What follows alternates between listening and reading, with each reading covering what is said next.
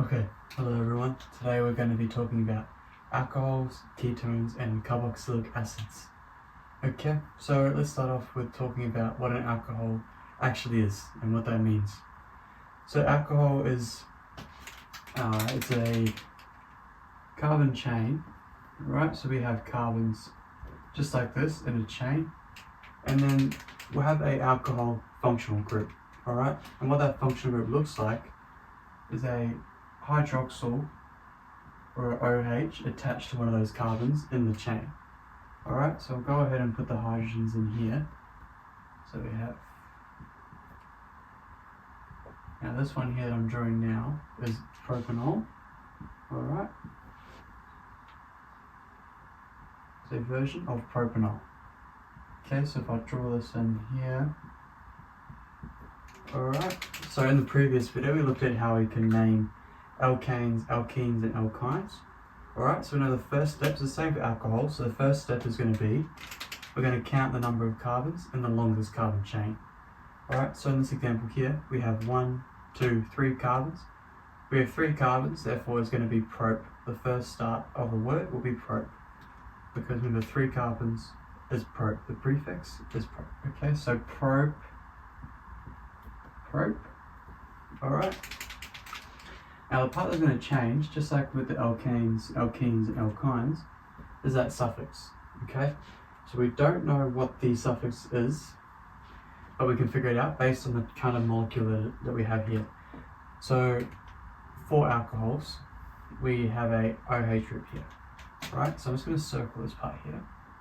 So this here, okay, this is the functional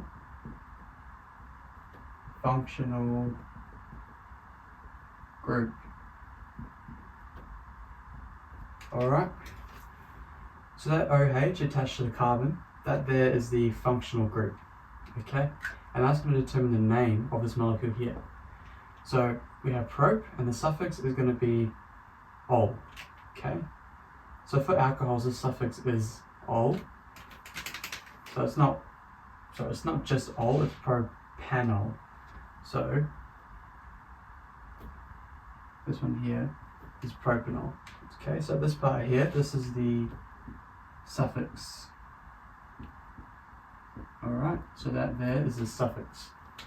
The anol part is the suffix, and that represents a alcohol. Okay, so if, for example, if we had 4 carbons in this chain instead of 3, then the prefix would change to bute. So it will be butanol. So butanol if it was 4 carbons. But for this example here, we only have 3 carbons.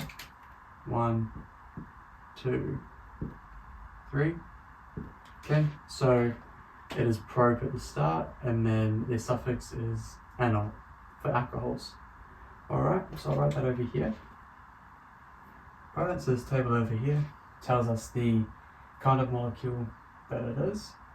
So alcohol, the suffix is anol, and the functional group is that hydroxyl group here. So this OH here is the functional group.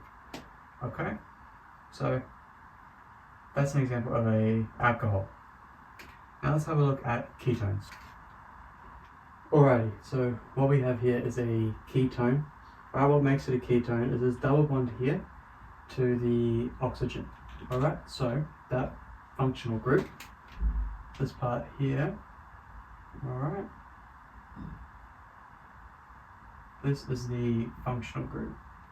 Okay, so that there is what makes it a ketone. Okay, that's the functional group. Alright, so the difference here between alcohols and ketones is obviously the actual functional group itself. So if we look at the table over here, the functional group for alcohols was a hydroxy group, so the OH group. Alright, this case for ketones, it's that double bond to oxygen. So here, the double bond between the carbon and the oxygen here is what makes it a ketone. Alright, now ketones have to have that double bond to oxygen in the middle carbon atom. Okay, if this double bond here was on the last carbon atom, so let's say it was on this one here, that would be a different class of molecule, okay? That would no longer be a ketone, it would be something else called an aldehyde. Alright, we'll get to that in a second, but that is a ketone for now, alright? So, let's go. Ketones.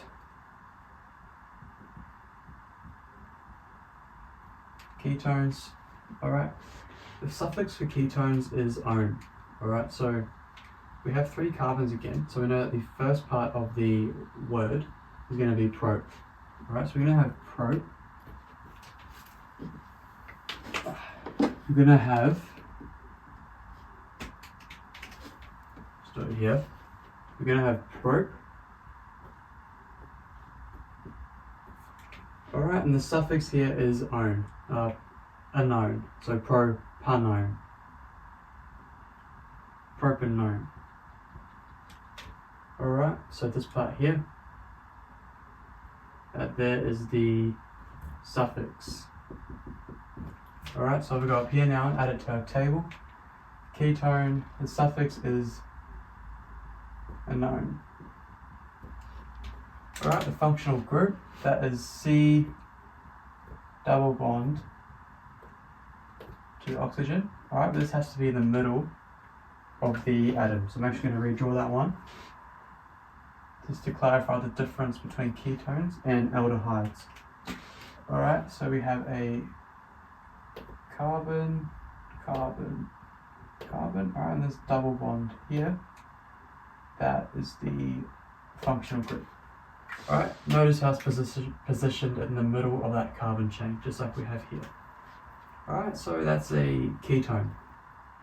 Now let's have a look at aldehydes quickly.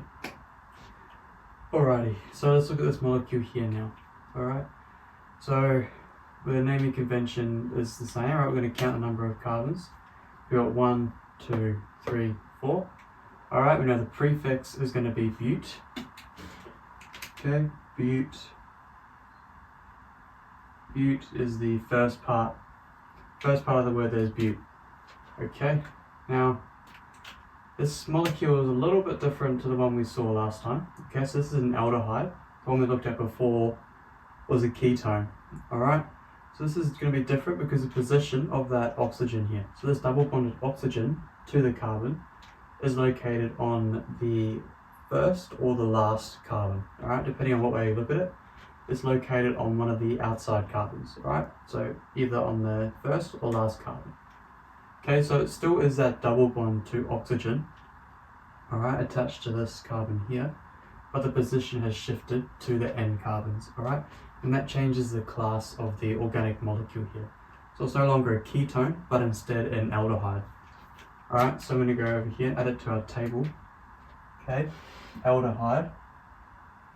Now the suffix for these ones is anal, so with alcohol it was anol, this time it's anal.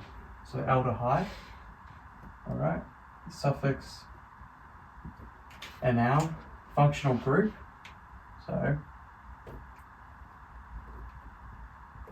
alright, but this time it's on that last carbon there. Okay, so this one here is a functional group. You can see they're very similar, but there's a big difference between them in the position of that double bonded oxygen. Okay, so for this one here, we have bute, and the suffix we know is anal, so butanal. Alright, that is the name of this molecule here. Alright, now let's have a look at carboxylic acids. Okay, so let's have a look at this molecule here now. Alright, this one's a little bit different to the previous ones we'll be looking at, because this one has both a double bonded oxygen and also that OH group here, or the hydroxy group. Okay, so it's kind of like an aldehyde and an alcohol in the same molecule, kind of combined.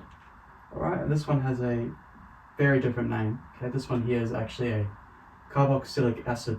Alright, so this group here on the end, this group here, this is all the functional group for the carboxylic acid. Alright, so this is the functional group. Okay, that's a functional group.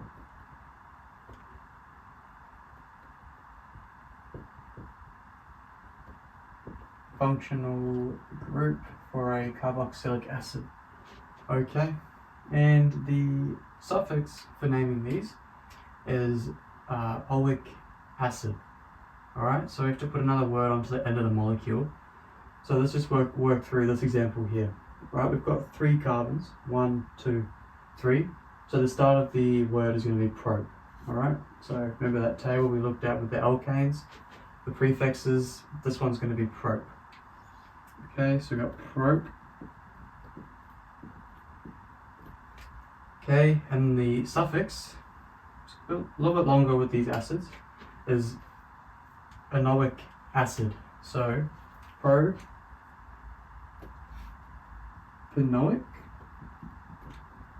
acid.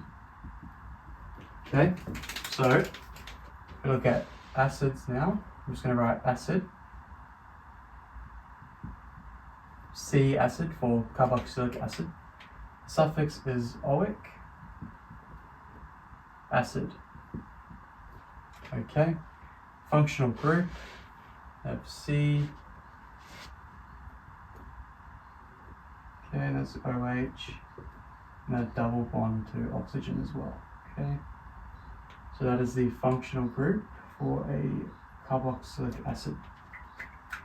Alright, so that's the start of looking at the different classes of molecules here. So we looked at alcohols, ketones, aldehydes, and also carboxylic acids. Alright, they're 4 of the very important classes of organic molecules that you should be familiar with. Okay, most of all we look at the naming and what they look like. So that's pretty much it for this video. In the next video we'll go through some examples. Okay, cool, thanks.